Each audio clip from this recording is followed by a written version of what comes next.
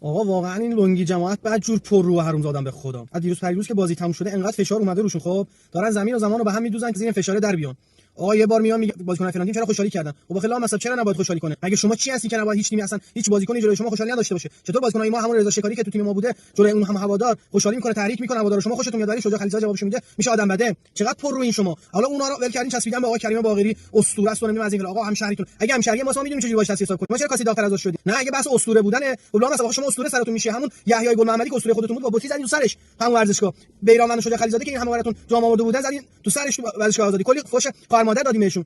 الان شدی مثلا اسطوره پرست، اسطوره تیم ملی همون بیرانوند تو تیم ملی فوش خورد از شما.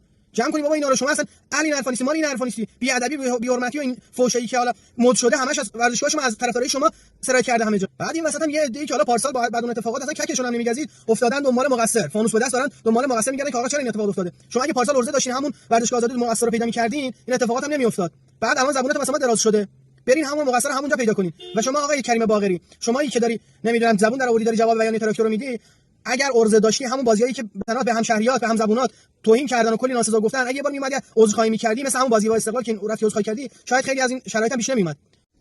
یه چیزی هم بهتون بگم، ببین این همه تخم نفرتی که می‌کارین خب دودش مطمئن باشین یه روزی میره تو چشمتون. یه موقع تبریز غیرتمند و تبریز فلان و تبریز فلان کارو می‌کنن از این حرفا نیستا. الان که دارین تخم نفاق می‌کارین اون روزا هم فکرتون باشه.